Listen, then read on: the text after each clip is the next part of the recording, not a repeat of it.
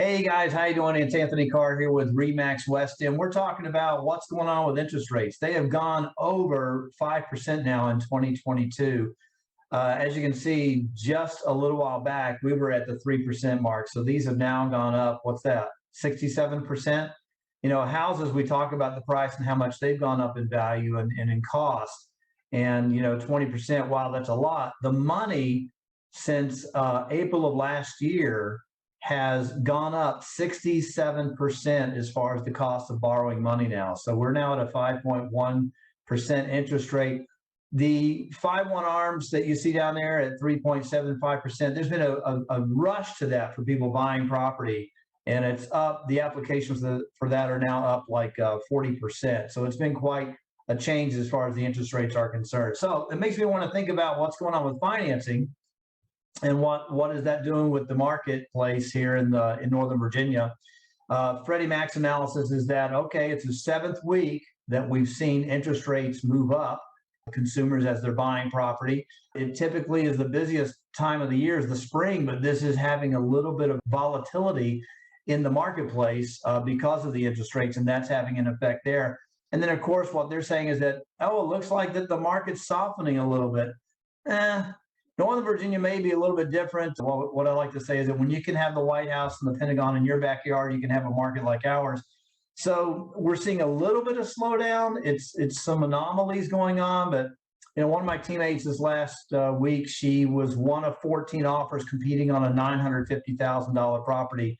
It escalated over $200,000. So now that's not the name of the game. Not everything is escalating like that, but right now in Fairfax County, the average list to sold price is 6% over list price. So that's a substantial amount of increase on pricing at the time that they're listing. So we are seeing that type of activity going on, and those interest rates don't seem to be having that hard of an effect on it.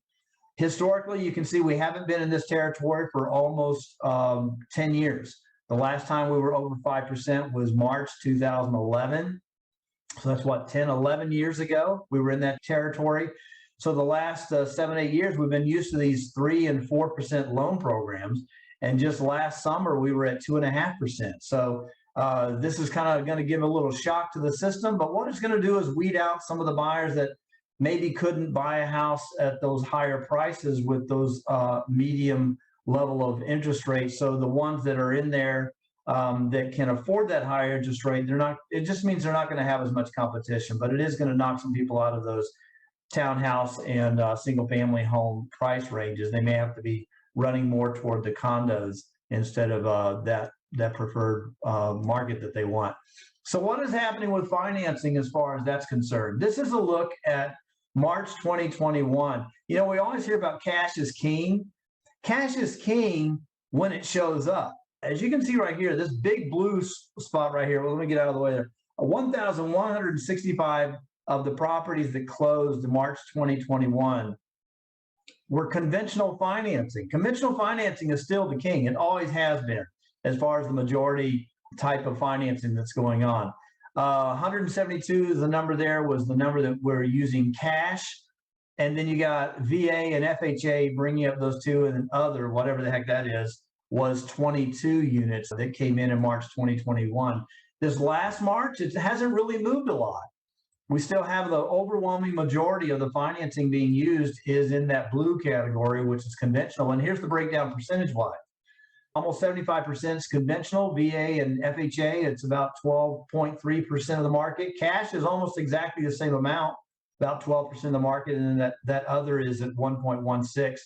Now, if we go back 10 years ago, yes, we see a difference in the way that these programs have been used in the marketplace. This is March 2012. And you can see that conventional financing was not as large a piece of the marketplace. And so in today's marketplace, the conventional is definitely a lot more, not as much cash, but as a percentage of the marketplace, we see that it had a little bit larger piece. But this is 10 years ago. Conventional was only a little over half was conventional. But look at VA and FHA, the government insured programs. They made up almost a third of the market 10 years ago.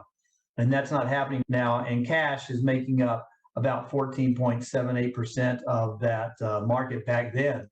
that's the difference between 10 years ago and now. However, the majority of people today are still using conventional. If you're looking to buy, sell, then that's what you got to be looking to expect. Those using the low down payments, the FHA, the VA, you're going to get muscled out a little bit, but cash is not necessarily king as far as the popularity of the program.